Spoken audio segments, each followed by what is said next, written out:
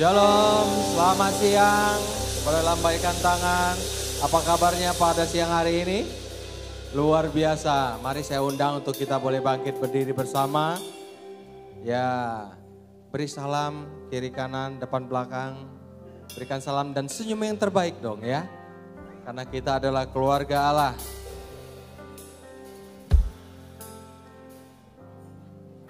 Puji Tuhan.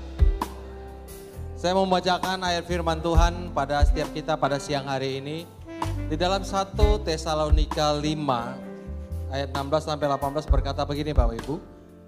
Bersukacitalah senantiasa, tetaplah berdoa, mengucap syukurlah dalam segala hal. Sebab itulah yang dikehendaki oleh Tuhan Allah di dalam Kristus Yesus bagi kamu. Amin. Jadi dalam kondisi apapun dalam setiap kehidupan kita, Tuhan mengingatkan setiap kita untuk selalu tetap bersyukur. Kenapa? Karena tidak ada sesuatu kejadian dalam setiap hidup kita itu yang hanya tiba-tiba atau seperti gimana gitu loh. Tapi semua itu dalam kendali Tuhan. Amin. Tuhan izinkan setiap persoalan dalam setiap hidup kita. Banyak hal yang bisa membuat setiap kita tidak bisa bersukacita. Ya, tapi satu hal yang pasti bahwa sukacita terbesar yang dapat kita nyatakan dalam setiap hidup kita. Di saat hidup kita menerima kasih Tuhan. Hidup Tuhan sudah Tuhan beri dalam setiap hidup kita, amin. Tentu banyak daripada yang lain-lain itu tentu sudah Tuhan sediakan bagi setiap kita. Ya, kehidupan Tuhan, kemenangan Dia sudah dinyatakan dalam setiap hidup kita, amin. Mari kita bersatu hati, kita mau berdoa. Bapa, kami sungguh bersyukur Tuhan buat siang hari ini. Kami boleh hadir di tempat ini Tuhan. Sebagai satu keluarga Allah, sebagai satu tubuh Kristus, sebagai satu bait Roh Kudus. Kami Tuhan anak-anak-Mu yang Engkau persatukan di dalam kasih Kristus. Kami mau Tuhan pada siang hari ini untuk bersama-sama bersehati Tuhan. Untuk bersorak-sorai, untuk meninggikan nama-Mu Tuhan. Untuk memuji dan memuliakan Engkau Tuhan. Lewat sorak-sorai pujian penyembahan kami Tuhan pada siang hari ini Tuhan. Engkau layak ditinggikan, Engkau layak diagungkan Tuhan. Karena Engkau sudah memberikan semua yang terbaik daripada-Mu Tuhan. Dalam setiap hidup kami, yaitu hidup-Mu sendiri Tuhan. Sebagai korban penebusan kami Tuhan. Kami bersyukur Bapa, bahwa kami tidak pernah berjalan sendiri. Kami ada di dalam setiap musim kehidupan kami. Kami percaya Tuhan selalu menyertai setiap langkah kami. Engkau ada di dalam setiap pergumulan, bahkan setiap persoalan apapun dalam setiap hidup kami. Dan Tuhan tidak pernah meninggalkan hidup kami. Engkau Allah Immanuel, Engkau Allah yang sanggup untuk menjawab setiap persoalan hidup kami. Engkau membawa setiap kami dan memberikan setiap kami kemenangan Kristus menjadi bagian dari setiap hidup kami. Di dalam nama Tuhan Yesus, setiap anak-anak Tuhan yang mau bersorak-sorai, yang mau memuji Tuhan dan mau meninggikan nama Tuhan pada siang hari ini, mari kita sama-sama katakan amin. Haleluya. Mari dengan penuh sukacita kita datang, berikan pujian yang terbaik bagi Tuhan. Dengan segala hati Tuhan kami datang, naikkan pujian bagi Yesus. Sebab kasih-Mu tak pernah berkesudahan dalam hidup kami Tuhan.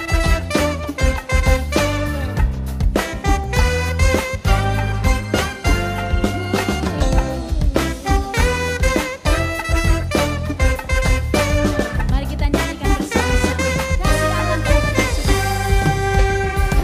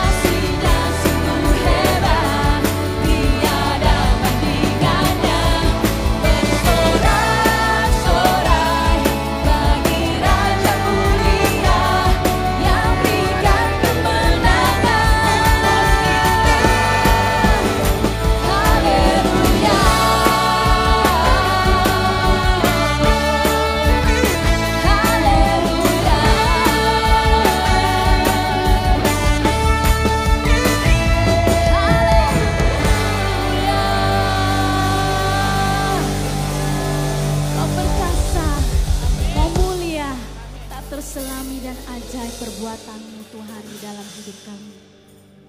Selamanya Engkau Tuhan, selamanya Engkau Allah yang berkuasa dalam hidup kami. Kami menyembah-Mu Tuhan.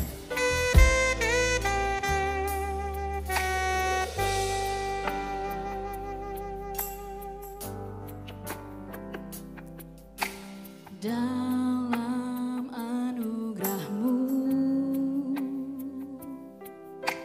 dalam naungan-Mu, ku dapat merasakan kemuliaan-Mu Tuhan. Kau yang menetapkan, Kau yang mencurahkan kuasa dari tahta-Mu, membangkitkan Roh-Ku. Selamanya Kau Tuhanku, yang terutama di hidupku. Tak akan ku lepaskan pengharapan di dalam-Mu.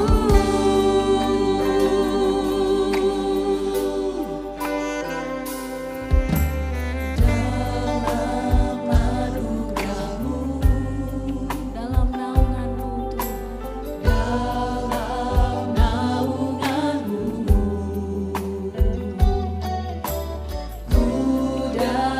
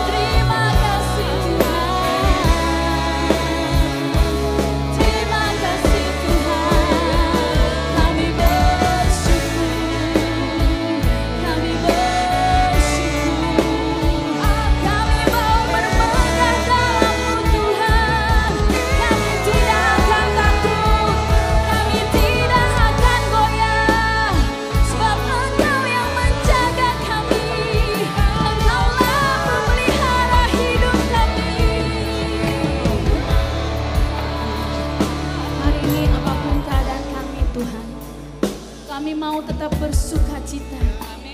Kami mau tetap bersyukur Tuhan. Seperti firman-Mu di dalam Habakuk 3 katakan, bahwa sekalipun pohon ara tidak berbunga, pohon anggur tidak berbuah, hasil pohon zaitun mengecewakan, sekalipun ladang-ladang tidak menghasilkan bahan makanan, kambing domba terhalau dari kurungan, dan tidak ada lembu sapi dalam kandang. Namun aku akan bersorak-sorak di dalam Tuhan. Aku akan tetap beria-ria di dalam Allah yang menyelamatkan aku. Kaulah sumber sukacita kami. Kaulah pengharapan kami. Di tengah lembah yang kelam sekalipun, Engkau tidak pernah meninggalkan kami Tuhan. Kami pegang janji-Mu. Kami pegang firman-Mu Tuhan. Engkau setia dan Engkau tidak pernah meninggalkan kami. Karena itu dengan percaya kami dapat katakan, apapun yang terjadi dalam hidupku ini, tak pernah ku ragukan kasih-Mu Tuhan. Lewat gunung yang tinggi, dalam lembah yang curam, tak pernah ku ragukan janji-Mu Tuhan. Kau berfirman dan sembuhkanku, Kau bersabda dan selamatkanku. Tiada yang mustahil bagimu, Yesus, ku percaya padamu. Berikan tepuk tangan sorak-sorai bagi Allah kemenangan kita. Terima kasih Tuhan, Engkau setia dalam segala janji-Mu. Apapun yang terjadi dalam hidupku ini, tak pernah ku ragukan kasih-Mu Tuhan. Lewat gunung yang tinggi, dalam lembah yang curam, tak pernah ku ragukan janji-Mu Tuhan. Kau berfirman dan sembuhkanku, Kau bersabda dan selamatkanku. Tiada yang mustahil bagimu, Yesus, ku percaya padamu. Kau berfirman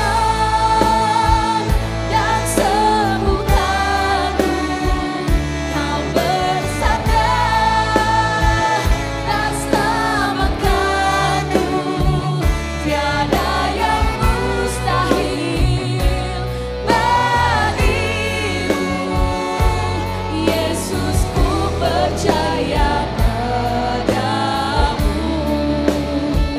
Tiada yang mustahil bagimu, Yesus, ku percaya padamu. Yesus, ku percaya padamu. Yesus, ku percaya padamu. Haleluya, kami percaya janji-Mu. Terpujilah Engkau Tuhan, pemelihara hidup kami. Segala pujian bagi-Mu Tuhan, di dalam nama Yesus setiap kita yang percaya katakan amin. Halo, udah isi respon untuk calon penatua baru kita belum? Oh ya udah. Saya sudah memberikan respon untuk penatua baru kita di hotline WA dan juga di Google Form. Udah dong, lewat hotline sama G-Form. Excited nggak? Ya tentunya sebagai jemaat Abal Palem saya sangat excited dan makanya saya juga ingin mengajak Bapak Saudara yang belum memberikan respon, dukungan, masukan, ayo kita berikan respon kita melalui hotline WA ataupun Google Form yang sudah dibagikan. Oh excited banget dong, makanya yang lain jangan lupa untuk kasih dukungannya lewat hotline ataupun G-Form yang ada. Excited dong, makanya Bapak Ibu Saudara yang belum mengisi, ayo segera berikan dukungan dan respon kamu untuk calon penatua baru kita. Mas Syarif, Ya, Mas Syarif udah kasih dukungan atau masukan belum untuk calon penatua baru kita? belum. Emang gimana caranya? Nah, gini caranya. Scan QR ini, lalu akan muncul Google Form pentabisan penatua baru. Klik setuju untuk mendukung nama calon penatua yang tertera. Jika tidak setuju, berikan alasan Anda pada kolom yang tersedia. Klik next untuk nama calon penatua berikutnya. Lakukan hal yang sama baik setuju maupun tidak setuju. Lalu klik submit. Ayo dukung dan doakan calon penatua baru kita. Terima kasih, Tuhan Yesus memberkati.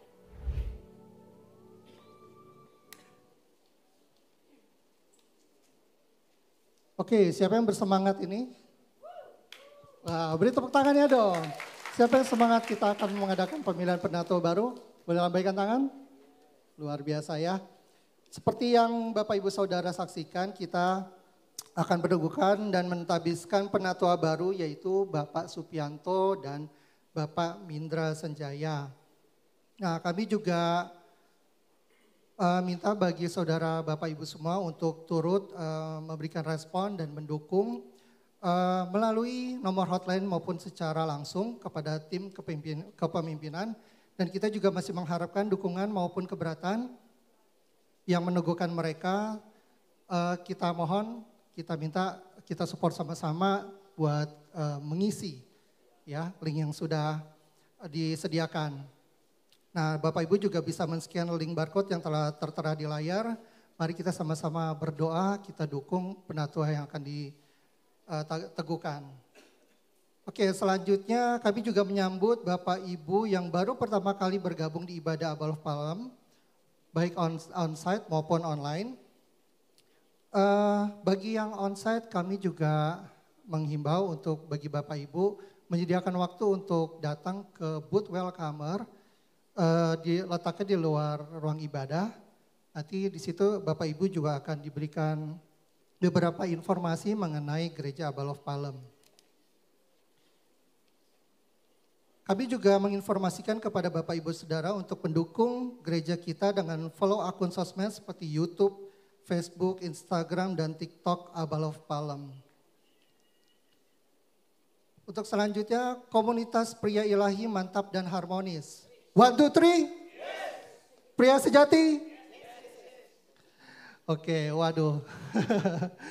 Oke, kopi manis akan diadakan besok tanggal 24 Juni pukul 19 waktu Indonesia Barat.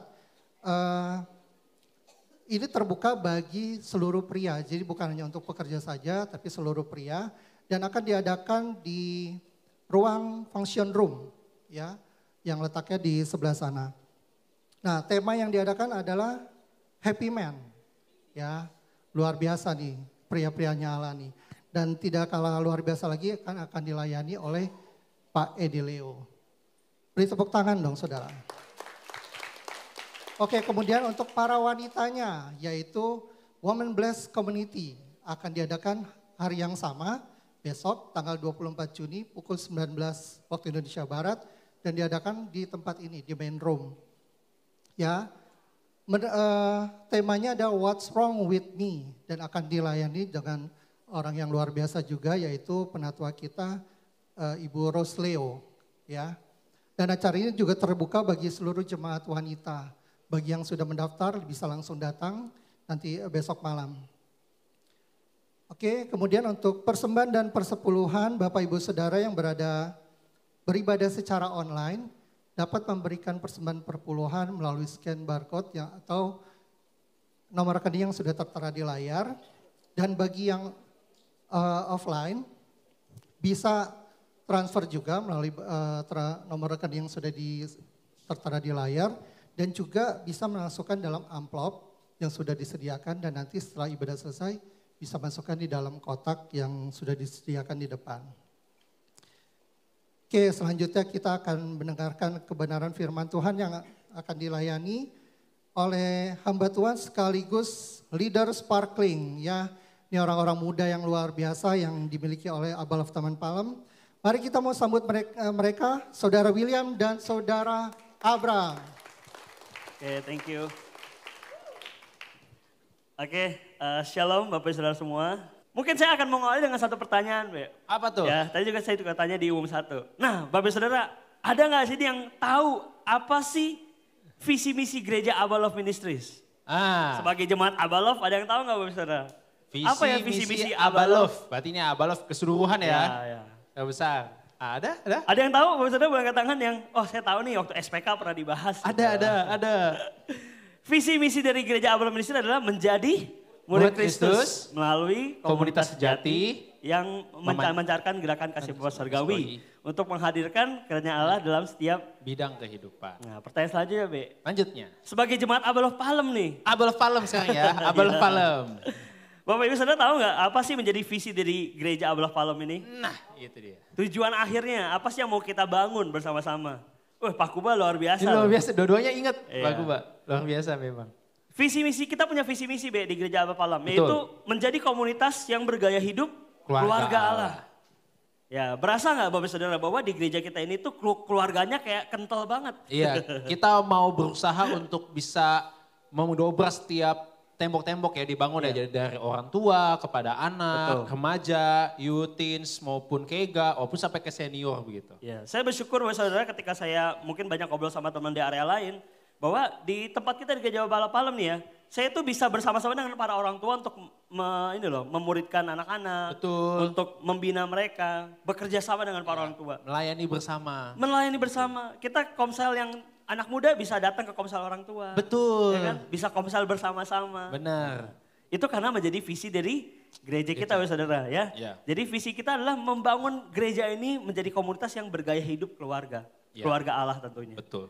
Ya. Dan hari ini dalam kita mencapai visi ini, Saudara, tahun ini kita punya fokus yaitu connect and trust. Ya.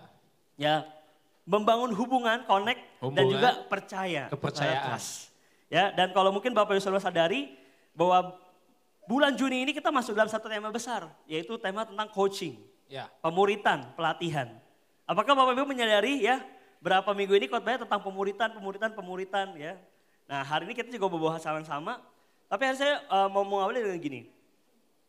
Apakah Bapak Saudara sudah hidup dalam pemuritan itu sendiri? Ya, udah 3 minggu di khotbahin pemuritan, nah itu sudah mempraktekkan belum nih ya kan? Nah, karena saya percaya Bapak Saudara bahwa setiap kita di sini, setiap manusia, pasti kita pengen menjadi lebih baik. Iya. Kalau kita ulang tahun, Be. Ulang tahun. Tanya, Be, harapannya apa, Be? Harapannya menjadi pribadi yang lebih baik. Ya, itu gitu jawaban paling gampang kan, paling template. Apa harapannya? Ya doainlah lebih baik aja lebih lah. baik. Minimal itu kan ya, pasti. Minimal itu. Jadi kita pasti pengen jadi lebih baik. Betul nggak Bapak Saudara? Ada di sini mau semakin turun, semakin kecil, semakin gagal gitu ya. Nggak ada, pasti semua kita pengen bertumbuh, pengen berkembang. Kita pengen semakin naik. Kita pengen menjadi pribadi yang lebih baik. Tapi tahu nggak Bapak Saudara, ada satu quotes ya bilang gini. Setiap orang tuh pasti ingin menjadi lebih baik. Tetapi nggak semua orang bisa mewujudkannya. Kita melihat bahwa banyak orang yang punya impian yang besar, punya kepengen yang besar, tapi dia di situ-situ aja. Betul. Ya, dia tidak pernah berkembang dan bertumbuh. Apa masalahnya, Bapak Saudara? Ya, saya percaya bahwa setiap orang tuh perlu dilatih. Ya, kita perlu hidup di dalam coaching. Nah ini, kita perlu hidup dalam coaching untuk kita bisa bertumbuh. If you want to grow, you have to be coach. Ya, ini satu quote yang mungkin quotes dunia lah ya, masa di dunia sekuler. Dan hari saya menyadari bahwa tahukah Bapak Ibu bahwa di dunia sekuler aja, mereka tuh sangat menghargai namanya pelatihan. Betul. Mereka ikut seminar. Seminar mahal apa murah, Bapak Saudara? Seminar itu mahal, ya. Kalau Bapak dulu kita ada seminar yang terkenal tuh Mario Teguh gitu ya. Mau dilatih sama Mario Teguh. Seminar kemarin ada juga seminar kripto misalnya. Misalkan. Ya kan, seminar keuangan apapun itu, seminar bisnis. Kita perlu bayar mahal untuk kita ikut seminar itu, Bapak Saudara. Ya. Harga dari sebuah coaching itu memang mahal. Ya, bahkan kalau kita di gym ada namanya personal trainer. Personal trainer, betul. Ya kan? Lebih mahal daripada harga gymnya. Betul. Ya kan kita membayar bayar orang buat melatih kita. Iya. Bahkan di luar negeri, saudara sudah terkenal namanya personal coach. Jadi ada satu trainer, ada satu pekerjaan, dia trainer, dia melatih seseorang. Betul. Semua kehidupan dia, karakternya dia, bisnisnya dia, keuangannya dia, hubungan dia, personal trainer. Dan itu harganya mahal banget, saudara. Mahal. Udah bayar, Betul. tapi kita membiarkan diri kita untuk Disuruh-suruh. diatur. Diatur. Iya, dilatih. Nah, Ya, itulah coaching, saudara. Tapi hari ini yang ironi adalah di gereja kita, ya di Abalof Taman Palem, di Abalof secara keseluruhan, kita sangat mendorong namanya pemuritan. betul. Kalau Bapak Ibu Saudara datang ke Abalof Palem baru pertama kali hadir, ya pasti dia bakal digaungkan namanya pemuritan, dan komsel juga tentunya. Iya. Tapi hari ini ironi adalah di luar sana Bapak Saudara, mereka perlu bayar mahal untuk ada orang yang mengcoach hidup mereka. Iya. Dan saya kasih tahu Bapak Saudara bahwa di sini ada para gembala-gembala sel, gembala area, pembina-pembina SPK yang bersedia untuk mengcoach kita, Be. Betul. Dan itu gratis, free, gak Free. bayar. Malah Ya. biasa pembina yang bayarin makan. Betul, kita invest. Sah. Ayo kita Bayarin- makan di mana gitu. Bayarin makan, ya kan, luangin waktu, usaha. Iya. Tapi seringkali kita masih kurang menghargai. Betul. Baik. Dan hari ini yang menjadi kerinduan dari penatua kita, untuk kita rindu setiap jemaat tuh bisa hidup di dalam pemuritan. Iya. Ya, boleh kasih tahu kanan kirinya, kamu harus hidup di dalam pemuritan. Kamu harus hidup di dalam pemuritan. Oke. Nah, jadi hari ini kalau tadi kita udah dengar bahwa sebenarnya hidup kita tuh butuh dilatih, ya, coaching. Nah, ternyata ketika kita juga menyiapkan firman Tuhan ini, untuk bisa dilatih itu sangat relate ya, sangat-sangat berhubungan dengan disiplin rohani. Nah, coba bilang kanan kirinya, disiplin rohani. Disiplin rohani. Ya, kenapa? Karena tidak mungkin ya kalau di dalam pelatihan itu tidak ada disiplinnya. Nah makanya kita hari ini kita mau lebih tajam, ya kita mau belajar tentang disiplin. Ya. Nah makanya di Siap sini, Bapak Ibu Saudara? ya siap. Soalnya Siap. materi disiplin ini nggak enak ya Be ya? Betul, kesannya. benar. Mungkin kalau yang lain, beberapa khotbah yang lain tentang berkat, tentang itu enak kan? Iya, Enak nih. Tapi Pulang-pulang, kalau ini, pulang-pulang ibadah kayak aduh, aduh, Tuhan penolong ini pelatihan saya. ini. Iya. Ya pelatihan, tapi ini percayalah ini pelatihan kehidupan kita gitu ya. Termasuk buat kami berdua gitu. Nah ini kita kutip bukan dari kita ya, tapi ini dari buku ya, dikutip sama si Erken Hodge ya, dari The Disciplines of a Godly Man. Jadi dia bukunya itu tentang disiplin rohani ya, dari orang yang pria yang mencintai Tuhan gitu ya. Dia bilang begini, a person will never get anything without discipline. Especially in terms of spiritual discipline. Maksudnya apa gini? Seseorang itu tidak akan pernah mendapatkan apapun, oke, tanpa disiplin. Wah ini strong word banget dari dia ngomong. Terkhususnya, ini dikhususin lagi nih, terkhususnya di dalam disiplin rohani. Nah jadi bisa jadi hari ini kalau kita tidak merasakan Tuhan, kita tidak merasa aku sudah berdoa, aku sudah melakukan hal-hal yang tanda kutip mungkin kegiatan rohani. Ya, tapi kok gue gak dapetin apa-apa ya dari Tuhan. Nah bisa jadi jangan-jangan karena kita gak didisiplin. Kita hanya melakukannya karena memang perlu dilakukan. Bukan mendisiplinkan diri untuk datang kepada Tuhan. Nanti kita akan belajar lebih banyak lagi. Disiplin seperti apa yang sebenarnya Tuhan mau. Dan kayak apa yang benar, sikap hati seperti apa yang Tuhan mau. Ya, jadi kita percaya bahwa pelatihan itu, coaching itu nggak bisa lepas dari nama disiplin. Gitu ya, harus ada disiplinnya. Saudara. Betul. Ya, sama seperti waktu kita semua bayi, Bapak Saudara, ya, dia hidup di dalam sebuah keluarga, itu dia harus dilatih. Ya. Dilatih berbicara, Betul. dilatih berjalan. Ya, ketika kita sekolah anak-anak ya, mereka perlu sekolah untuk dilatih. Dan akhirnya saya percaya bahwa coaching ini nggak cuma dilakukan dalam hal yang bapak rohani, anak rohani di gereja, tapi dalam sebagai orang tua. Betul. Sebagai orang tua kita perlu untuk memuridkan anak-anak kita, ya. Terutama hari ini kita perlu melatih spiritual discipline mereka. Setuju. Disiplin yang rohani. Karena saya percaya bahwa apa yang dari rohani itu akan berpengaruh, efek kepada seluruh aspek kehidupan kita, Bapak Saudara. Amin. Amin. Saya percaya Tuhan itu sumber. Jadi kita perlu belajar dulu berdisiplin rohani. Ya. Dan hari ini apa sih kata firman Tuhan tentang disiplin? Ya, saya percaya bahwa disiplin ini menjadi hal yang biblical karena ini pun ditulis di dalam firman Tuhan. Betul. Ya. Surat Paulus di 2 Timotius 2 ayat 1 sampai 2 dulu kita baca. Oke, boleh kita baca bersama-sama? 1, 2, 3. Sebab itu, hai anakku, jadilah kuat oleh kasih karunia dalam Kristus Yesus. Apa yang telah engkau dengar daripadaku di depan banyak saksi, percayakanlah itu kepada orang-orang yang dapat dipercayai, yang juga cakap mengajar orang lain. Amin. Yang pertama saudara bahwa ini adalah perikop ini judulnya panggilan untuk menderita. Panggilan untuk menderita. Jadi memang kita, Paulus tuh menyuruh setiap kita, khususnya Timotius untuk ikut menderita. Ya. Ya. Jadi hari ini Bapak Saudara kalau kita ngomongin disiplin, nanti ayat selanjutnya kita akan ngomong banyak disiplin. Saya bersyukur bahwa Paulus memulai surat ini untuk meminta Timotius untuk berdisiplin. Ya. Dia mulai dengan doa. Jadilah kuat oleh kasih karunia. Saya percaya disiplin yang kita lakukan itu bukan karena kekuatan kita, tapi karena kasih karunia. Ya. Kita semua di sini percaya Bapak Saudara, kalau Tuhan menyertai kita sampai titik hari ini, semua karena kasih karunia Tuhan, amin. Betul. Amin. Dan saya percaya bahwa kasih karunia Tuhan tuh gak pernah habis dalam hidup kita. Jadi setiap kita yang mengasihi Tuhan, kita tuh punya kasih karunia. Ya. Dan khususnya hari ini kalau kita mau belajar untuk disiplin, ya mungkin susah ya. Untuk saya disiplin rohani, untuk saya baca firman. Susah ya untuk saya even datang ke komsel, datang ibadah, kayaknya banyak banget kesibukan. Dan ini hari ini yang saya sering dengar bahwa, Kak, saya ini udah stres loh di kerjaan. Saya udah banyak kerjaan lah, stres gitu, dari pagi sampai malam, ya saya harus kerja. Gak ada waktu lah buat saat teduh. Gak ada waktu untuk baca firman Tuhan. Ya kan, ini para GSB, karena kalau ditanya, kamu datang komsel gak hari ini? Nah, jawabannya? Sorry Kak gak datang karena sibuk. Iya. Gitu, ya kan? Karena sibuk. Minggu depan alasan sibuk udah gak bisa dipakai. Gak bisa. Bilangnya gak enak badan. Nah. Gitu kan? Begitu banyak alasan yang kita pakai untuk kita menghindari disiplin-disiplin rohani. Betul. Yang memang kenyataannya mungkin terlihat gak enak disiplin Betul. ini. Tapi tahu gak saudara, ini kita sedang ditipu. Ya, kita sedang ditipu, kita diberikan banyak kesibukan untuk kita melupakan hal yang esensi dalam kehidupan kita. Yaitu Ya. apa?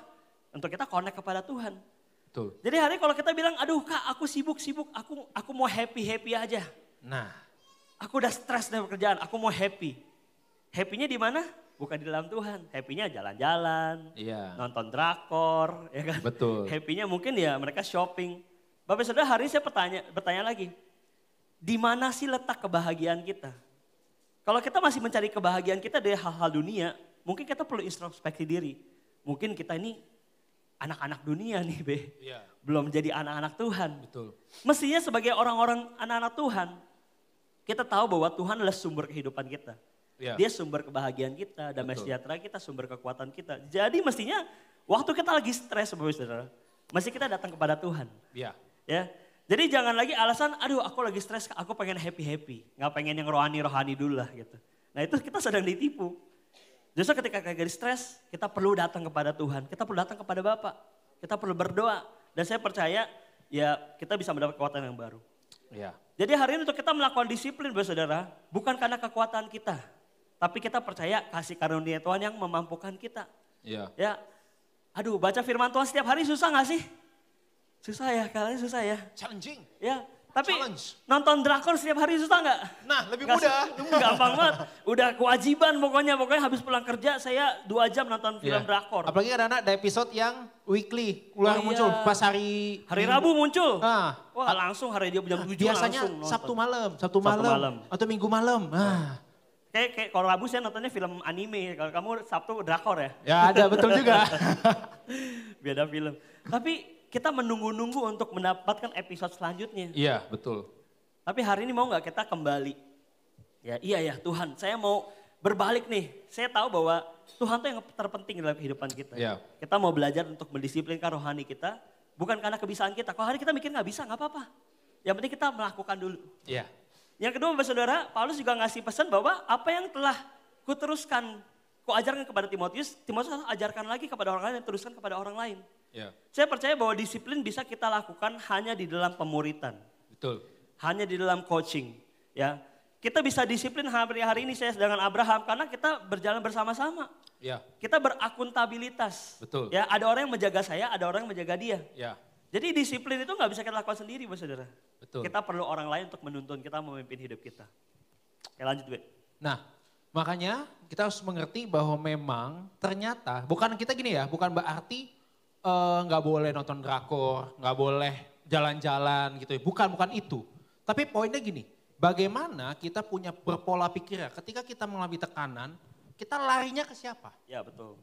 Kita harus tempatkan Tuhan itu menjadi yang utama dan terutama. Iya. Dia yang pertama, jalan-jalan, drakor dan lain itu opsional. Bisa dilakukan oke, lagi nggak bisa ya udah nggak apa-apa. Nah, amin Bapak Ibu Saudara. Amin. Itulah maksudnya ikutlah menderita. Kita bukan menderita seperti kayak fisik nggak makan apa, wah sengsara sekali enggak. Nah, sebenarnya kita menderita tuh kayak apa? Nah, kita mau baca firman Tuhan. Kita lanjut ya. Tuhan. Di Timotius 2 ayat 3 sampai 7. Oke? Kita baca ya bersama-sama, hitungan ketiga dari aku ya. 1, 2, 3. Ikutlah menderita sebagai seorang prajurit yang baik dari Kristus Yesus. Seorang prajurit yang sedang berjuang tidak memusingkan dirinya dengan soal-soal penghidupannya. Supaya dengan demikian ia berkenan kepada komandannya. Seorang olahragawan hanya dapat memperoleh mahkota sebagai juara apabila ia bertanding menurut peraturan-peraturan olahraga. Seorang petani yang bekerja keras haruslah yang pertama menikmati hasil usahanya. Perhatikanlah apa yang kukatakan, Tuhan akan memberi kepadamu pengertian dalam segala sesuatu. Amin? Amin. Nah, yang pertama adalah, dia langsung ngomong begini, lanjutannya ya. Jadi kita ngerti nih, pertama bahwa menderita untuk hidup dalam disiplin rohani itu adalah kasih karunia. Berarti kita butuh Tuhan, ya. Nah, apa nih yang seperti apa? Nah, pengorbanan apa? Maka dia bilang gini, ikutlah menderita sebagai seorang prajurit yang baik. Amin. Ya. Seorang prajurit yang sedang berjuang tidak memusingkan dirinya dengan soal-soal penghidupannya. Jadi, hari ini coba tanya kanan kirinya. Kamu seorang prajurit Tuhan bukan? Nah, coba. Nah, ya, yang pertama adalah menjadi seorang prajuritnya Tuhan yang baik. Amin. Oke? Yang tidak memusingkan dengan persoalan kehidupannya. Berarti apa? Dia belajar untuk apa? Mematikan egonya. Setiap hari. Jadi disiplin yang kita menderita ini bukan menderita secara fisik, bukan menderita hal-hal yang lainnya dulu. Tapi yang paling sederhana adalah kita menangkal ego kita sendiri. Melawan daging kita sendiri. Keinginan maunya kita aja. Nah, cuma nggak sampai situ. Ya, karena kenapa? Tanpa ada komandannya, kita sulit untuk bisa menyangkal ego kita. Makanya dia bilang, si prajurit ini, dia bisa berjuang ya, tidak memusingkan dirinya sendiri dengan soal-soal penghidupannya supaya dengan demikian. Jadi ada hal yang penting di situ supaya dia berkenan kepada komandannya. Jadi ada tujuannya. Prajurit ini berjuang, dia gak bakal bisa berjuang kalau gak dikasih tujuan.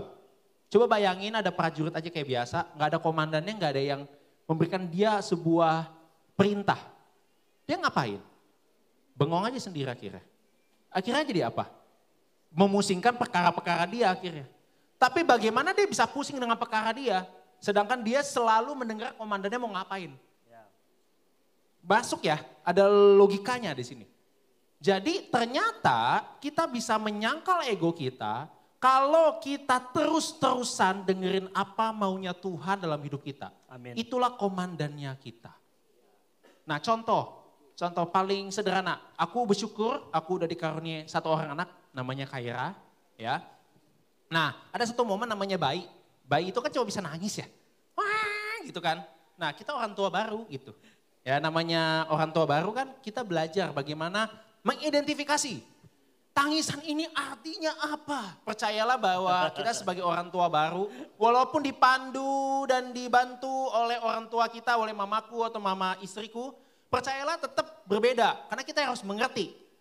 Sedangkan dia cuma bisa nangis kan? Wah gitu, ini apa nangisannya gitu, artinya apa? Apakah dia lapar, apakah dia apa? Kita harus menebak, kita harus mengerti, kita harus belajar.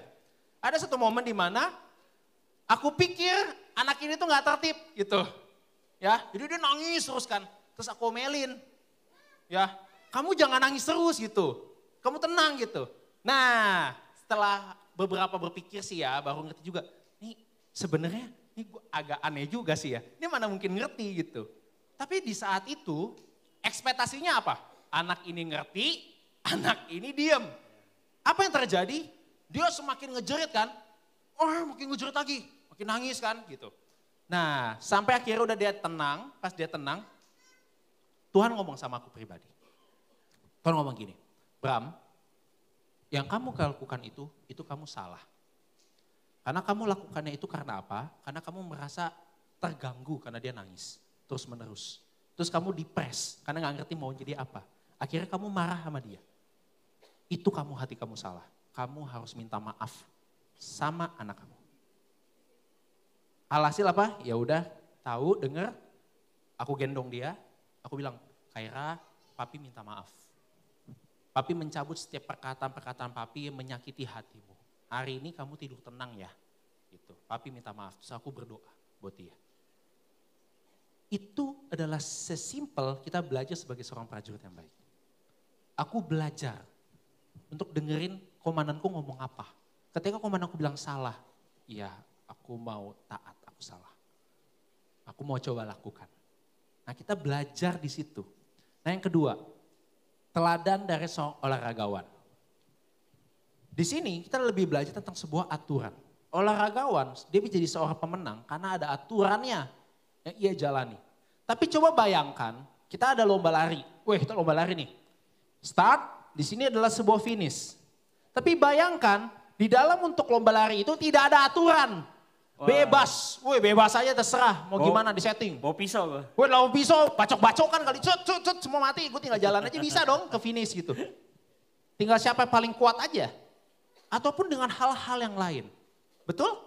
Gak ada aturan. Dan sekarang gini, ketika dia menang, apa spesialnya? Gak ada spesialnya. Tapi hari ini gini, kalau kita ada seorang atlet, ya, anggaplah misalkan atlet lari, ya, dia 1 kilometer dia lomba lari, dan dia bisa menebus 8 detik, 6 detik dia lari. Kenapa kita bisa kagum? Karena dia mengikuti aturan yang ada dan dia berhasil melakukan hal yang mungkin mustahil buat kita. Karena ketika kita ikutin aturannya, kok nggak bisa, setuju ya? Sehingga dia layak untuk menerima kemenangan. Sama di dalam kehidupan kita. Ternyata aturan jelas dalam kehidupan kita adalah firman Tuhan. Amin. Jadi kalau kita mau menang dalam setiap kehidupan kita, kita harus menyertakan firman Tuhan sebagai aturan dasar dalam kehidupan kita. Karena kalau dia jadi aturan dasar, percayalah bahwa firman Tuhan itu akan memimpin setiap kehidupanmu. Karena aku percaya gini, ketika hati ini ditujukan kepada Tuhan dan hidup ini dijalankan sesuai aturan firman Tuhan, dia akan mengubah pola pikir kita. Dia akan mengubah hati kita. Ya as a simple dalam, gak usah jauh-jauh, dalam pekerjaan. Di dalam bisnis deh, misalkan gitu. Ya, kalau orang yang tidak dipimpin oleh Tuhan dan atau firman Tuhan, mungkin otaknya akan lebih gimana caranya cari cuan segede-gedenya, bantai yang orang lain gak apa-apa. Gitu, kasarnya ya. Tetapi ketika kita jadikan Tuhan sebagai aturan jelas firman Tuhan, kita bisa berpikir beda. Bagaimana hari ini gue bisa bermanfaat buat orang lain. Bukan uangnya yang gue kejar. Ya bisnis tetap butuh untung ya tetap. Tapi bukan berarti harus bantai orang, enggak. Gimana caranya gue bisa berkarya. Dan kalau gue dapat berkat lebih banyak itu adalah kasih karunia Tuhan.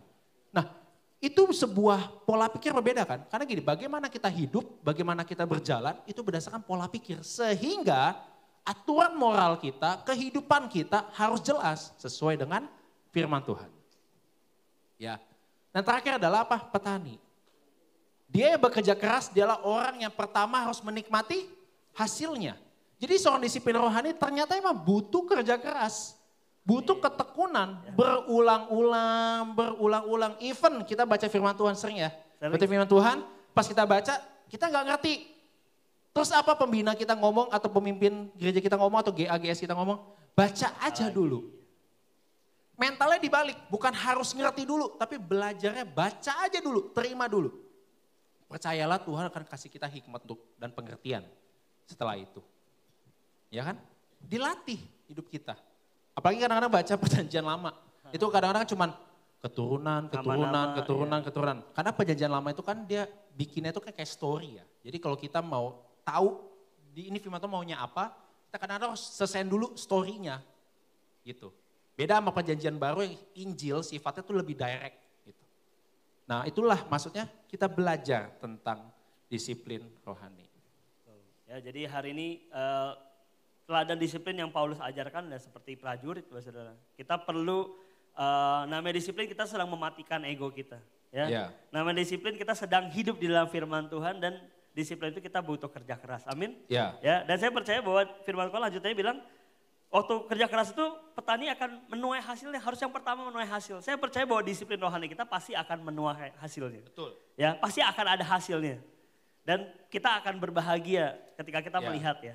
Betul. Kalau kita sedang menderita saudara, terus akhirnya kita finish dan kita selesai, pasti happy-nya beda dibanding kita finish tapi ya udah, Ya udah. nggak ada perjuangannya gitu. Tidak ada. Tapi hari ketika kita berdisiplin rohani, kita melihat, oh ada pertumbuhan yang saya rasakan. Kita semakin peka sama suara Tuhan. Saya mengalami Tuhan memakai hidup saya lebih dahsyat lagi. Kita merasa ada kepuasan, ada kebahagiaan. Nah, itulah yang kita perlu lakukan bersama-sama, saudara. Betul. Ya. Next, kita mau baca lagi ayat saja di 1 Timotius 4 ayat 7-8. Ya, tetapi jauhilah tahayul dan dongeng nenek-nenek tua. Latihlah dirimu beribadah. Latihan badai terbatas gunanya, tapi ibadah itu berguna dalam segala hal. Karena mengandung janji, baik untuk hidup ini maupun hidup yang akan datang. Ya, di sini Paulus beritahu Timotius untuk, ayo latihlah dirimu beribadah. Ya, dalam bahasa Inggrisnya Bapak Saudara, latihlah dirimu beribadah ini dia memakai kata bukan beribadah ini bukan pakai kata worship atau widah ini pakai kata go to church gitu ya bukan, tapi dia pakai kata godliness. Ya. Jadi train yourself for godliness. Godliness artinya apa? Kesalehan hidup. Ya. Ya. Tapi kalau saya lebih senang saya pakai kata godliness itu adalah keserupaan dengan Kristus. Ya. Ya, ketuhanan gitu, keserupaan dengan Kristus. Jadi hari ini Paulus minta buat setiap kita, ayo kita harus latih. Ya, harus disiplin. Melatih diri kita untuk ke arah keserupaan dengan Kristus. Dan juga yang Pak Ahyong sampaikan minggu lalu, Ya. bahwa tujuan dari pemuritan kita, dari coaching adalah keserupaan dengan Kristus. Kesurupan dengan Kristus. Ya. Jadi hari ini di luar semua itu, kalau kita ngerasa kayak tadi ya, kita capek, stres, kita nggak perlu yang rohani. Ya saya lagi stres, saya butuh hiburan. Itu adalah tahayul dan dongeng nenek-nenek tua. Ya. Tapi hari ini apa yang menjadi kebenaran firman Tuhan adalah kita perlu melatih diri kita beribadah. Ya. Ya. Di sini kita katakan bahwa ibadah itu mengandung janji. Betul. Ya, amin Bapak Saudara. Amin. Waktu kita berdisiplin, saya percaya ada janji Tuhan yang dinyatakan, ada berkat yang akan kita terima waktu kita melakukan firman Tuhan. Nah, hari ini kita mau sama-sama share lah tentang praktek-praktek disiplin rohani yang bisa kita lakukan bersama-sama Bapak Saudara. Betul. Yang pertama praktek yang pasti kita harus disiplin dalam kita saat teduh. Ya. Bolehkah saya tanya Bapak Saudara siapa yang hari ini masih bersaat teduh setiap hari? Saya Membaca firman ya. Saya senang ya di tempat ini kita ada grup, khususnya grup GA sih ya, masih grup GA. Iya, betul. Atau grup Komsel pada share saat teduh. Ada share saat teduh benar. Ya. Bapak Saudara kita perlu disiplin dalam saat teduh. Nah ini yang mungkin hari ini, mungkin khususnya kita di anak muda, ya kita udah jarang banget dan sangat jarang melihat anak muda yang setia dalam membaca firman Tuhan. Gitu. Nah tapi hari ini kalau kita mendengar firman Tuhan ini kita mau lakukan, saya percaya kita akan jadi orang-orang yang spesial. Karena hari ini Bapak Saudara, ya sama seperti firman Tuhan ngomong, bahwa manusia akhir zaman itu dia mulai meninggalkan hal-hal yang rohani. Dia mulai meninggalkan ibadah harian mereka dikatakan. Ya, ibadah harian mereka mulai tinggalkan, mereka lebih suka mengisi hidup mereka dengan hal-hal dunia. Ya, tapi hari ini kita mau memprioritaskan Tuhan. Mau nggak Bapak Saudara kita mulai lagi disiplin kita membaca firman, kita menyembah Tuhan, kita berdoa, berpuasa, ya. Dan saya bersyukur juga di Abel Palem sampai hari ini dengan luar biasa kita masih setia terus dalam doa pagi. Bolehkah angkat tangan Bapak Saudara yang ikut setia dalam doa pagi? Luar biasa. Sekitar ada 100 orang ya untuk kita bersama-sama dalam Zoom ya. Kita menyembah Tuhan, kita mendengar firman Tuhan, merenungkan firman Tuhan, bisa sharing dan saling mendoakan. Buat saya doa pagi ini sebuah fasilitas yang membantu kita untuk kita bisa disiplin. Ya. Itu mematikan daging sekali ya Abraham. Sangat. Mematikan ego Bapak Saudara untuk Buat kita anak bangun muda pagi. khususnya lagi ya buat kita-kita. Ya, tapi hari Bapak Saudara, ya ikutlah doa pagi. Itu sebagai salah satu disiplin rohani. Ya, setiap hari kita berkumpul di Zoom, ya kita satu bersama-sama kita menyembah Tuhan. Dan Saya memikirkan ya Bapak Saudara, baca firman itu hal yang sebenarnya sangat simpel sekali. Ya. Baca firman Tuhan kita 5 menit selesai. Ya apalagi kalau baca cepat-cepat gitu ya. Skimming. Iya. Di skimming. 5 menit, 10 menit selesai sebenarnya Bapak Saudara ya. Tapi hari ini untuk kita scrolling TikTok, nonton drakor, ya sejam, 1,5 jam, kita tuh bisa tenang. Iya. Duduk tenang kita nonton. Ya kita bisa scroll TikTok, Instagram ya. Dengan tenang kita bisa sampai nggak tahu waktu, udah jam 2 malam gitu. Tapi untuk kita bersaat teduh, untuk kita baca firman Tuhan, untuk kita coba duduk baca firman Tuhan. Itu hal yang kayaknya sulit banget gitu. Betul. Memang itu melawan kedagingan kita Bapak Saudara. Tapi hari ini saya menemukan bahwa sebenarnya saat teduh adalah waktu kita connect dengan Tuhan. Ya. Itu hal yang sangat penting. Dan iblis tahu disitulah Betul. letak kekuatan kita. Ya. Waktu kita connect dengan Tuhan, dengan kepala. Iblis gak suka, ya iblis serang di situ. Betul. Iblis serang untuk kita tidak lagi saat teduh. Iblis serang untuk kita tidak lagi connect dengan Tuhan. Ya. Jadi hari ini kalau kita melakukan hal itu, kita tanpa sadar kita sedang didirect sama iblis. Saudara. Ya. Tapi kalau kita tahu, oh saat teduh itu kekuatan kita loh. Dan iblis menggoda kita untuk melakukannya. Pilihan kita mau menang dari iblis atau kita mau ikutin dia. Kita biarkan dia menang. Tapi hari ini saudara, yuk kita sama-sama kembali untuk mempraktekkan disiplin dalam kehidupan kita. Ingat, kalau kita mau maju, kalau kita mau bertumbuh, berbuah, mungkin hari ini banyak hal impian kita yang kita nggak bisa breakthrough. Betul. Kayak saya ngerasa dari dulu sampai sekarang saya begini-gini aja. Iya. Ya, saya jadi jemaat gitu ya. Terus ya nggak ada pertumbuhan, nggak ada perubahan. Mungkin hari ini kita perlu disiplin. Ya. Yang kedua, disiplin kita bisa lakukan adalah disiplin mengaku dosa. Ini juga hal yang luar biasa. Betul. Masihkah kita disiplin untuk kita mengaku dosa kita? Kita perlu orang lain untuk mengaku dosa supaya kita nggak menjadikan hati kita nih sampah, penuh dosa. Betul. Saya percaya bahwa hati adalah tempat Tuhan bertahta. Iya. Kalau kita menyimpan dosa, kita sedang membiarkan rumah Tuhan kotor. Bait Tuhan kotor dalam hati kita, saudara. Ya. Masihkah kita mengaku dosa kepada pasangan kita? Ya. Kepada orang yang kita respect, kepada Bapak rohani kita, kepada pemimpin. Masihkah kita mengaku dosa? Dan ini juga bagus untuk kita menjaga kekudusan hidup kita. Ya. Dan ini kita perlu disiplin, saudara. Karena setiap hari kita melakukan dosa. Iya. Setiap hari ada dosa yang kita lakukan yang mungkin tanpa kita sadari. Bahkan mungkin hari ini banyak orang yang masih menyimpan kemarahan, kepahitan. Ya. Kita perlu disiplin mengakui dosa. Ya. Supaya kita nggak membiarkan dosa itu berkuasa atas hidup kita. Yang ketiga kita perlu disiplin dalam pemuritan. Luangkan waktu Bapak Saudara untuk kita ketemu dengan pemimpin kita. Ya. Luangkan waktu untuk hari juga kita memuridkan anak-anak kita. Betul. Ya kita perlu waktu untuk memuridkan mereka. Karena pemuritan ini adalah proses kita berjalan bersama-sama. Ya. Untuk menjadi serupa dengan Kristus. Hari ini Bapak Saudara, masihkah ada mesbah keluarga di keluargamu? Masihkah ada doa bersama di keluargamu? Ya. Saya percaya mesbah keluarga ini menjadi satu hal yang penting. Untuk kita sebagai orang tua kita bisa memuridkan anak-anak kita. Kita bisa mengajarkan mereka membaca firman Tuhan. Kita ajarkan mereka untuk berdoa. Kita ajarkan mereka. Kita mendoakan mereka dan mereka mendoakan kita. Ya. Ya. Jadi ini suatu proses pemuritan yang kita perlu lakukan. Masih nggak kita meluangkan waktu untuk ketemu dengan pembina rohani kita? Ya. Untuk mengaku dosa dan segala macam. Nah, hari ini 3 hal ini kita perlu praktekkan bersama-sama Bapak Saudara. Ya. Betul. Untuk kita mau kembali disiplin dalam saat teduh kita. Ya, mengaku dosa kita dan kita juga disiplin pemuritan. Dan dalam hal pemuritan Bapak Saudara yang paling simpel adalah kita pemuritan di dalam komsel. Masihkah kita disiplin untuk datang komsel? Ya. Kalau kita belum punya pembina rohani, di Setidaknya komsel. Iya. Ya. Di komsel kita saling memuridkan, bisa saling sharing, saling menguatkan, Ya, saling menegur. Nah, masihkah kita mau berdisiplinkan diri kita? Betul. Walaupun saya capek, tapi saya mau berdisiplinkan diri saya untuk saya datang ke komsel. Ya. Untuk saya datang ke ibadah. Ya. Coba bilang kanan kirinya, masih aman, masih aman, masih aman. Gak bisa kayaknya sepi, diam sekali. Tegang sekali teman ini. Sedih saya jadi nervous sedihnya nih. Semua pada berpikir. Iya kan berpikir bagus kita sih. mau ajak semua sama-sama Betul. kembali kepada kasih mula-mula ya Bapak. Iya oke. Kita lanjut ya, Efesus 6 ayat 1 sampai 4 aku bacakan buat Bapak Ibu dan teman-teman semua di tempat ini. Hai anak-anak, taatilah orang tuamu di dalam Tuhan karena haruslah demikian. Hormatilah ayahmu dan ibumu, ini adalah suatu perintah yang penting. Seperti yang nyata dari janji ini supaya kamu berbahagia dan panjang umurmu di bumi. Dan kamu bapak-bapak janganlah bangkitkan amarah dalam hati anak-anakmu. Tetapi didiklah mereka di dalam ajaran dan nasihat Tuhan. Oke. Satu hal yang kita perlu mengerti ternyata ya, untuk bisa hidup dalam sebuah pemuritan, untuk bisa dilatih di coach, kita harus punya kerjasama satu sama lain.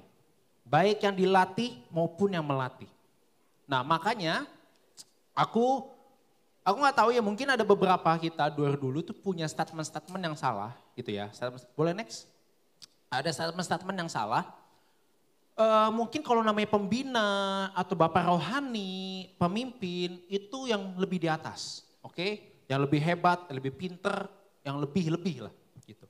Tetapi anak rohaninya itu yang kurang, jadi harus ngikutin semuanya begitu. Nah padahal firman Tuhan tuh nggak ngajarin kayak gitu. Siapa yang bilang di firman Tuhan bahwa yang bapak-bapak tuh lebih hebat dibanding anak-anak? Nggak ada. Nggak ada ngomongin tentang kompetensi kemampuannya. Tetapi Tuhan di situ ngomongin tentang apa? Fungsi. Makanya semuanya memiliki apa? Kapasitas dan fungsinya masing-masing di dalam Tuhan. Baik orang tua jasmani maupun juga orang tua rohani. Maupun anak jasmani maupun anak rohani. Firman Tuhan ini kurasa itu sama. Karena ketika kita pemuritan aku dengan KWL ataupun aku hari ini juga memuridkan orang lain. Ini sebuah metode seperti keluarga. Orang tua rohani dan anak rohani. Nah, apa fungsinya anak? Fungsinya anak itu adalah dia mentaati dan menghormati orang tuanya. Bukan maksudnya kita itu nunduk terus apa, bukan begitu sih. Tetapi at least kita mau belajar untuk mendengarkan mereka. Karena yang paling sulit kadang buat anak adalah dia udah capek ngedengerin orang tuanya. Dia udah gak mau dengerin, rasanya papa mah kolot, ribet. Mama mah ribet. Semua ribet lah, mama mah gak bisa tahu dengan zaman yang baru. Udah gak mau denger. Apakah itu sikap menghormati? Apakah itu sikap yang taat? Kadang kita juga perlu taat untuk melakukan hal yang kadang mungkin ya itu kita gak suka. Tapi karena bukan esensial, belajar untuk taat. Contoh, misalkan papaku ya. Ya kan aku tahu lah papaku juga punya banyak kekurangan gitu. Contoh ketika dia bilang, Bram gimana cara konekin wifi? Padahal udah pernah connect, padahal udah diajarin. Tapi dia nanya lagi gimana cara konekin wifi gitu misalkan itu. Terkadang sebagai anak kan, aduh capek banget ini masih ngajar-ngajarin mulu gak ngerti-ngerti kan gitu. Tapi belajar untuk taat, oke pas ini aku bantu. Itulah anak, sikap hatinya. Fungsi anak seperti itu, belajar, menerima, mendengar, dan kalau memang itu hal benar dan hal yang baik, lakukan, kenapa enggak? Untuk sebuah hubungan. Nah, untuk orang tuanya, itu fungsi anak ya, tapi tenang, ada bagian buat orang tuanya, itu adalah bapak-bapaknya. Nah, bapak-bapaknya PR lebih banyak bahkan, dibanding anaknya. Anaknya taatilah dan hormatilah, selesai. Bapaknya, nah ini, buat aku yang lebih sulit itu jadi bapaknya justru. Karena apa? Bapaknya ngomong gini, ya, pertama adalah apa? Janganlah bangkitkan amarah di hati anak-anakmu. Berarti teladan kasih itu datangnya dari mana? Bapak. Jadi bapak punya kewajiban, baik orang tua jasmani maupun orang tua rohani, wajib untuk memberikan rasa aman dan menunjukkan kasih itu seperti apa. Berani untuk ngomong, papa minta maaf ya. Ya. Koko minta maaf ya kalau Koko salah atau caranya salah. Seringkali apa? Enggak mau. Yaudah kalau salah lu ngerti lah, udah maafin gua aja. Tapi giliran anak yang salah, minta maaf enggak? Double standard kan? Jadi kita yang punya perlu menunjukkan kasih itu dan rasa aman. Makanya jangan cuma anak yang terbuka. Bapak juga perlu terbuka. Orang tua juga perlu terbuka. Nah, habis itu apa lagi? Gak berhenti sampai situ, tetapi didiklah mereka. Di dalam apa? Ajaran dan nasihat titik? Enggak. Nasihat Tuhan. Jadi mengajari mereka sesuai dengan apa? Firman Tuhan. Itulah yang harus mereka taati, itulah yang harus mereka dengarkan dan hormati dari orang tua. Bukan pakai ajarannya AB, ajarannya KWL, ya bukan. Tapi ajarannya Tuhan. Justru ya aku nggak tahu sih, aku izin gak ya kok. Aku tuh kuat sekali nggak tahu kenapa, tapi aku mau cerita bahwa gini, apa yang aku kerjakan hari ini kepada anakku, aku izin ya, mungkin aku orang tua baru lah, nggak seperti bapak dan ibu yang mungkin anaknya sudah besar, pasti lebih berpengalaman lah. Tapi satu hal yang pasti, aku sangat merindukan nanti, Kaira besar nanti, dia bisa berbangga kepada papanya bukan karena kehebatannya dia, bukan karena kekayaannya dia, bukan segala hal apa yang dia capai. Tapi dia bisa bangga sama papanya karena dia tahu bapaknya itu cinta dan takut akan Tuhan. Dan ketika dia taruh hidupnya kepada Tuhan, dia jadi pribadi yang berbeda. Aku rindu sekali, Kaira tuh bisa ngerti, anakku bisa ngerti gini. Oh ternyata kalau gue hidupnya serius sama Tuhan, nyata hidup gue lebih baik dibanding orang yang gak hidup sama Tuhan. Siapa yang tunjukin? Papi dan maminya. Itulah tanggung jawab papi dan maminya. Jadi hari ini kita berpikir berputar otak bagaimana caranya supaya anak ini tetap datang kepada Tuhan. Setiap hari aku belajar untuk doain, even udah teler bang, udah capek banget. Tapi yuk sayang kita doa buat Kaira. Iya doain, disiplin berdoain, memberkati anak ini. Papi, mami hari ini memberkati Kaira. Kaira akan jadi orang seperti apa yang Tuhan mau dalam kehidupannya. Ada berkat buat kamu Kaira, Tuhan cinta sama kamu dan kamu adalah anak kepunyaan Tuhan. Setiap hari, walaupun hari ini ketika dia habis doain tidur, pas selesai doain dia nangis lagi kan PR lagi ya. Ya aduh begadang nih gue kan, dia nangis lagi. Tapi itu yang perlu dikorbankan. Gak tahu mungkin belum hari ini aku bisa melihat. Persis seperti apa yang orang tuaku kerjakan dalam hidupku juga. Dan gak cuma sampai situ, ada hubungannya kenapa aku masih ada bapak rohani lain. Karena percayalah bahwa kita anak-anak, gak tahu nih masih banyak anak-anak sih banyak anak-anak muda ya. Ketika kita ada hal yang kita mau ceritakan, atau jatuh melakukan kesalahan, seringkali kita belum siap ngomong sama papa mama kita langsung. Tapi gimana caranya kalau kita belum siap supaya hidup kita benar? Kita butuh orang lain. Makanya aku tetap butuh bapak rohani lain selain Papa Supianto. Harus ada Papa William. Kenapa? Percayalah dulu sebelum aku seperti sekarang sudah terbuka sama papa mamaku. Tentang bahkan bisa ngomongnya bahwa maafin aku jatuh dalam dosa pornografi, onani gitu ya. Itu kan buat cowok kayak malu banget. Apalagi ke orang tuanya. Jujur gitu. Makanya aku contohnya itu salah satunya. Ada yang lain-lain juga, salah satunya itu.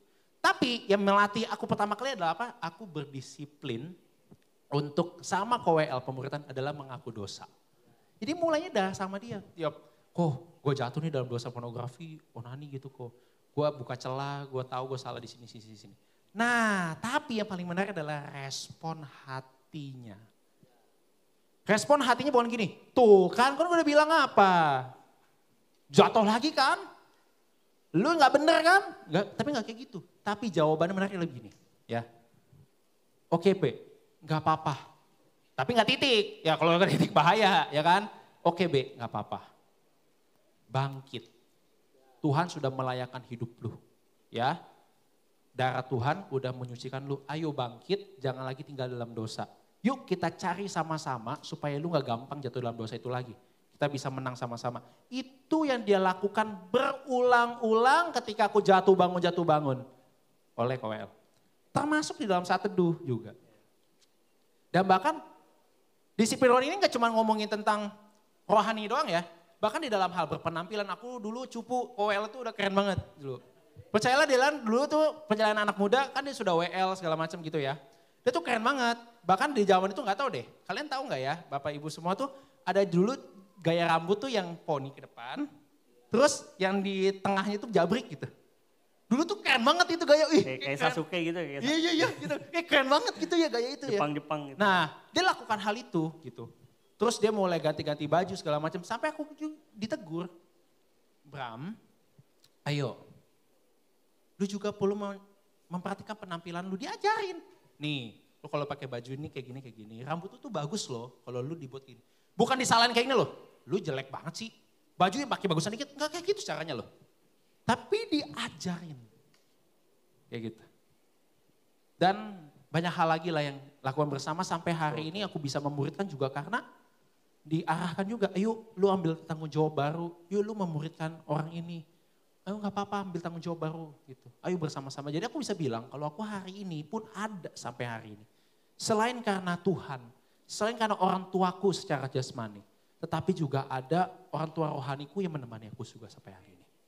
Ya, jadi apa yang kami share hari ini, saudara, ini sebenarnya lebih banyak kesaksian ya dari apa Betul. yang sudah kita alami gitu. Kalau kita bisa berdiri sampai hari ini, bisa tetap setia sampai hari ini gitu ya. Semua karena kita ya hidup dalam pemuritan. Yang kedua ya kita belajar disiplin. Ya. Gitu. Bagaimana Abraham belajar disiplin untuk mengaku dosa terus menerus gitu ya. Dan saya juga ingat kita juga ada disiplin waktu itu kita lagi susah saat teduh ya. Iya betul. Ya, kita mau ngajarin Abraham untuk baca firman Tuhan. Iya. Tapi di sisi lain sebenarnya dalam hati saya juga susah nih baca firman Tuhan ya. Betul. Ya. Tapi akhirnya kita mulai komitmen sama-sama, kita berdisiplin. Iya. Mau nggak kita disiplin saat teduh? Ayo mau. Gimana caranya? Ayo kita share saat teduh kita. Jadi kalau kita belum share saat teduh berarti kita belum saat teduh. Nah kita bisa tanya, kok mana saat teduh lu? Iya, Be, betul. mana saat teduh lu? Gitu. Kadang-kadang aku yang ngomong, kok lu belum saat teduh hari ini? Iya Be, lu belum saat teduh hari ini gitu. Udah jam 12 kurang lagi. Iya. Sebelum jam 12 sudah saat teduh gitu ya. Tapi kita melakukan, Bapak Saudara, kita disiplin. Dan itu yang menolong sekali. Maksudnya kalau kita nggak punya pemurid, ya kita nggak belajar disiplin. Saya pribadi ya, mungkin ya saya nggak ada di sini gitu ya. Iya. Udah dalam perjalanan rohani kita mungkin memang terkesannya sulit. Banyak tantangan, banyak rintangan yang membuat kita semakin dewasa. Tapi dalam tantangan tersebut kita butuh ada orang yang memuridkan kita. Kita butuh disiplin yang menjadikan kita kuat. Ya, seorang petinju, Bapak Saudara, kalau kita tinju ya, dia ditinju itu sebenarnya mereka tidak berasa sakit karena mereka udah sering ditinju. Nah, disiplin adalah bagaimana kita belajar mematikan ego kita. Kita belajar berdisiplin supaya ketika serangan datang, tantangan datang, kita tuh udah kebal, Bapak Saudara. Kita sudah jauh lebih kuat untuk kita bisa menghadapi tantangan-tantangan dalam kehidupan. Jadi hari ini mau nggak kita selalu belajar untuk berdisiplin? Hari ini saya nggak tahu juga Bapak Saudara apa yang sedang kita alami.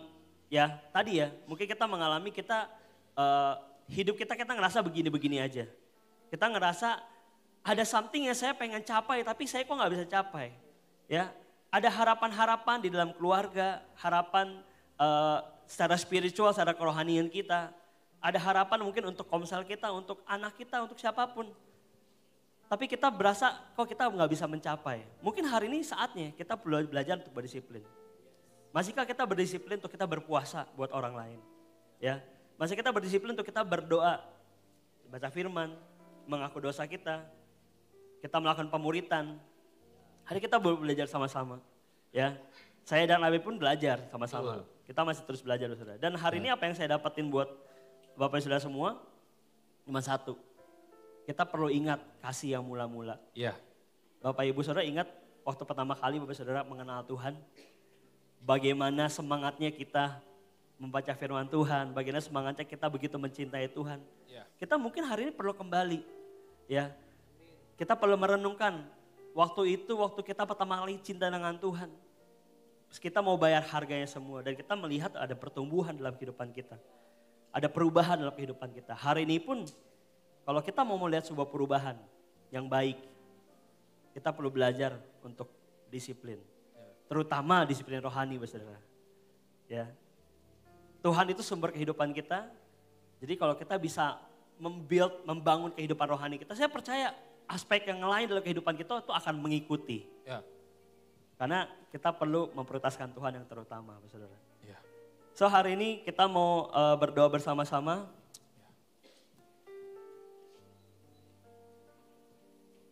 Hari kita mau membiarkan diri kita tuh seperti bejana yang dibentuk oleh Tuhan. Waktu bejana itu dibentuk, dia perlu dipukul, dia perlu dibentuk dan itu mungkin rasanya gak enak dan sakit. Tapi kita percaya bahwa kita bejana di tangan Tuhan. Tuhan yang sedang membentuk hidup kita. Jadi kalau hari ini kita ngerasa ada banyak jalan tertutup di hadapan kita, saudara. Mungkin Tuhan sedang menuntun kita untuk kita bisa mencapai jalan yang benar. Hari ini bagaimana kita bisa tahu mana jalan yang benar kalau kita nggak belajar untuk mendisiplinkan diri kita untuk membaca firman Tuhan, untuk berdoa. Mari kita berdoa bersama-sama. Tuhan, kami percaya Engkau hadir di tempat ini Tuhan Ya, Yesus. amin. Dan inilah hidup kami Tuhan. Seperti bejana di tangan-Mu. Biarlah Engkau yang membentuk seluruh kehidupan kami Tuhan hari ini. Kami terbuka di hadapan-Mu Tuhan. Dan biar hari ini Engkau yang berbicara langsung kepada hidup setiap kami. Apa yang menjadi tujuan-Mu, apa yang menjadi kehendak-Mu atas hidup kami Tuhan Yesus. Dan kalau hari Bapak Saudara, firman Tuhan telah disampaikan ada tantangan buat hidup setiap kita. Bukan soal bisa atau tidak.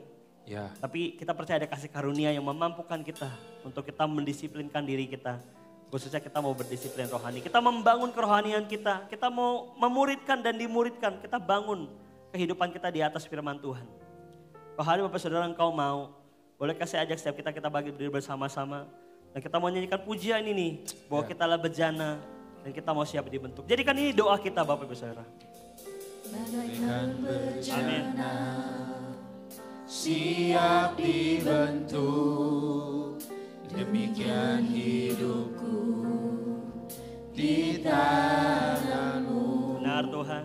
Dengan urapan kuasa Roh-Mu, ku dibaharui selalu. Amin. Jadikan ku Allah dalam rumah-Mu, inilah hidupku. Kami serahkan hidup kami Tuhan. Biarlah kami semakin kecil, kami semakin berkurang dan Kau semakin bertambah Tuhan. Inilah doa kami, untuk Kau bentuk kami, sempurnakan hidup kami Tuhan. Haleluya. Mau seperti-Mu Yesus, Meskipun tantangan dan rintangan begitu banyak, tapi kami mau berjalan bersama dengan Engkau Tuhan. dalam segenap jalanku memuliakan. Oh, ini hidup kami Tuhan. Ku mau seperti-Mu Yesus.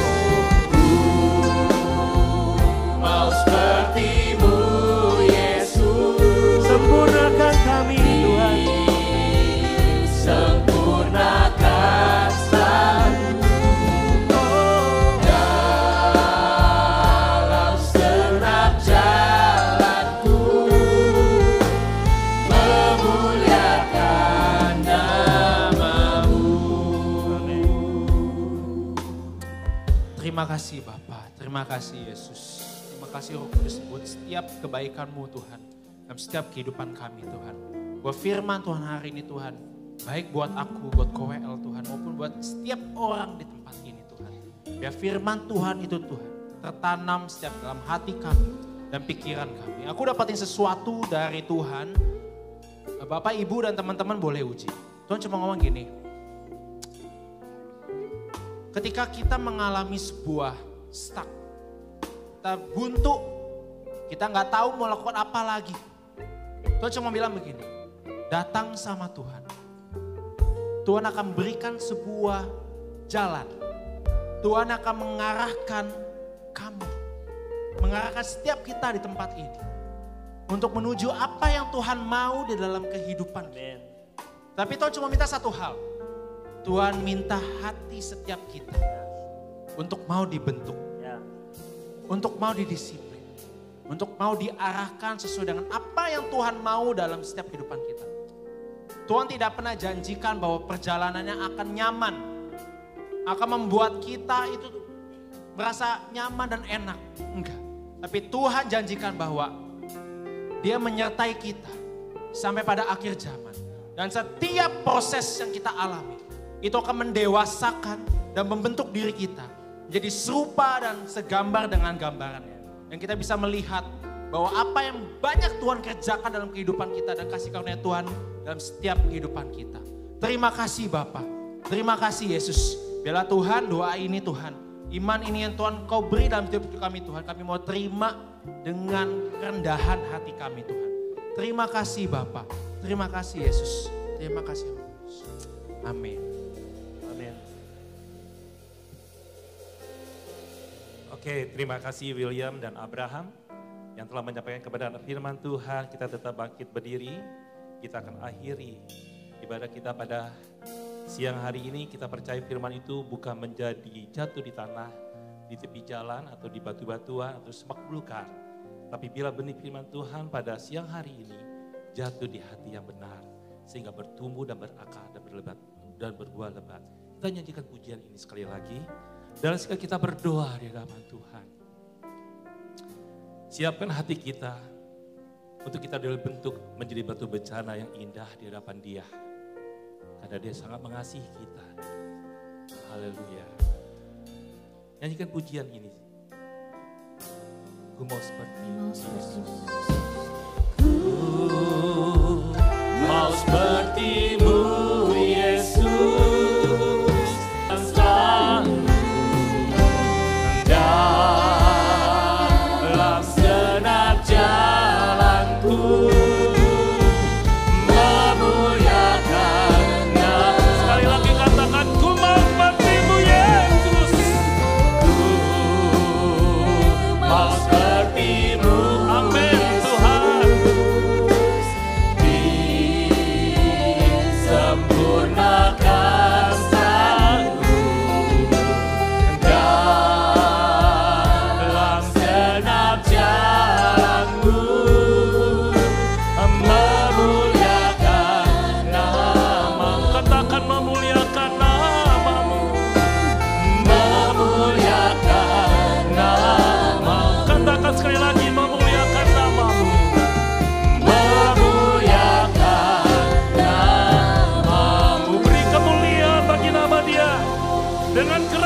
Bersyukur kepada-Mu Tuhan, karena Engkau yang terbaik dalam setiap hidup kami. Terima kasih Bapa, Kau Allah yang terbaik dalam seluruh hidup kami. Tuhan ingatkan kepada kita semua sebagai anak-anak yang dikasihinya. Disiplin rohani bukan sebuah hukuman bagi setiap orang-orang yang percaya kepada Tuhan. Disiplin rohani adalah berkat yang Tuhan berikan bagi setiap anak-anak Tuhan. Ketika kita melakukan disiplin rohani, sama seperti Yesus Kristus datang dalam dunia ini. Dia melakukan disiplin rohani kepada Bapa yang mengutusnya. Demikian juga kita sebagai orang yang percaya Yesus Kristus sebagai Tuhan dan Juru Selamat. Ketika kita mempraktikkan disiplin rohani, maka kita akan menjadi berkat. Secara rohani kita akan berakar, akan bertumbuh, dan akan berbuah lebat. Percayalah bahwa setiap penderitaan yang ada dalam dunia, ketika engkau datang kepada Allah, penderita dengan air mata, ketika engkau menderita oleh disiplin rohani, oleh karena mengikiskan kedagingan kita, seakan-akan itu menjadi sebuah duka cita.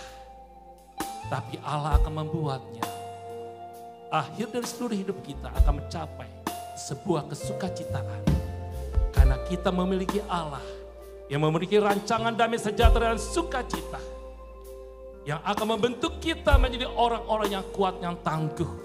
Yang tidak akan tergoncangkan akan dunia ini. Dan kita akan memiliki karakter Kristus. Dan keserupaan dengan Kristus itu akan menjadi nyata dalam seluruh kehidupan kita. Bapak, Engkau memberkati Abraham dan juga William yang telah menyampaikan firman Tuhan. Kau rapi lebih heran lagi sebagai anak-anak muda-Mu Tuhan.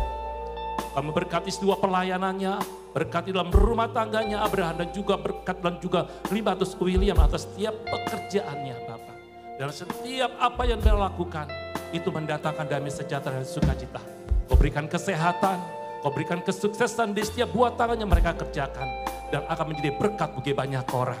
Khusus untuk anak muda, untuk menjangkau orang-orang yang belum mengenal kepada Allah, untuk datang kepada Allah. Berkati kami semua juga Tuhan yang hadir pada saat siang hari ini Tuhan. Kami percaya anugerah Tuhan melimpah atas setiap hidupnya. Bapak, Ibu, saudara-saudara yang terkasih dalam Tuhan, percayakah bahwa berkat itu datang dari Allah? Angkat kedua tanganmu, arahkan hatimu, dan terimalah berkat yang Tuhan nyatakan dalam setiap hidup kita. Janganlah gelisah hatimu, percayalah kepada Allah, percayalah kepada Yesus Kristus sebagai Tuhan dan Raja kita. Bangkitlah menjadi terang, sebab terangmu datang dan kemuliaan Tuhan terbit atasmu.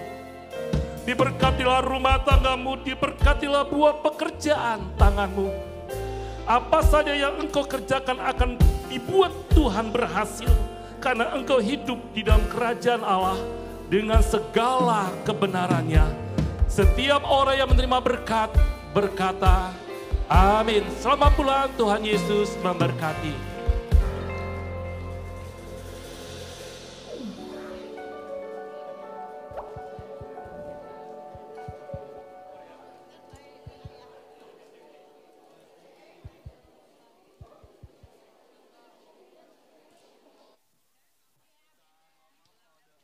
Shalom Jemaat